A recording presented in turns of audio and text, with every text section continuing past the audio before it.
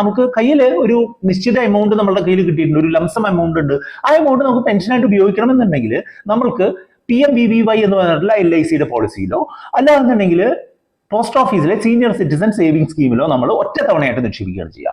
അങ്ങനെ ചെയ്യുമ്പോൾ PMVVYയിൽ ഇപ്പോഴത്തെ ഒരു സിറ്റുവേഷൻ അനുസരിച്ച് 7.6% നമുക്ക് ഓരോ മാസവും നമുക്ക് വാർഷിക പലിശ കിട്ടുന്ന രീതിയിൽ ഓരോ മാസവും നമുക്ക് അതിൽ നിന്ന് പിൻവലിക്കാനായിട്ട് സാധിക്കും. അതേപോലെ തന്നെ ഇപ്പോഴത്തെ നിലവാരം അനുസരിച്ച് സീനിയർ സിറ്റിസൺ സേവിംഗ് സ്കീമിൽ 8.2% പലിശ നമുക്ക് ആനുവലി കിട്ടും. അതേസമയം അത് 3 മാസം കൂടുമ്പോൾ എല്ലാ വർഷത്തെയും ജൂൺ 30, സെപ്റ്റംബർ 30, ഡിസംബർ 30, മാർച്ച് 31 ഈ 4 തീയതികളിലായിട്ട് നമുക്ക് പിൻവലിക്കാനായിട്ട് സാധിക്കും എന്നുള്ളതാണ്. അതായത് നമുക്ക് കയ്യിലൊരു ലംസമായിട്ടുള്ള ഒരു എമൗണ്ട് ഉണ്ട്, അത് നമുക്ക് സേഫ് ആയിട്ട് കുറച്ചധികം കാലത്തേക്ക് നമുക്കൊരു പെൻഷൻ രീതിയിൽ ലഭിക്കണം എന്നുണ്ടെങ്കിൽ ഉപയോഗിക്കാൻ പറ്റുന്ന 2 സ്കീമുകളാണ് പ്രധാനമന്ത്രി വയോവന്ദൻ യോജന എന്ന് പറഞ്ഞിട്ടുള്ള LICയുടെ സ്കീമും സീനിയർ സിറ്റിസൺ സേവിംഗ് സ്കീം എന്ന് പറയുന്ന പോസ്റ്റ് ഓഫീസിലെ സ്കീമും എന്നുള്ളതാണ്. ഈ 2 സ്കീമുകളുടെ പ്രത്യേകത എന്താണെന്ന് വെച്ചാൽ നമുക്ക് ഒരു നിശ്ചിത കാലം നമ്മൾ ഇത് ഇൻവെസ്റ്റ് ചെയ്ത് കഴിഞ്ഞാൽ നമുക്ക് അതിൽ നിന്ന് പിൻവലിക്കാനായിട്ട് സാധിക്കും എന്നുള്ളൊരു ഗുണമുണ്ട്. നമുക്ക് പ്രീമച്വർ ആയിട്ടുള്ള പിൻവലിക്കൽ നമുക്ക് സാധ്യമാണ് എന്നുള്ള ഒരു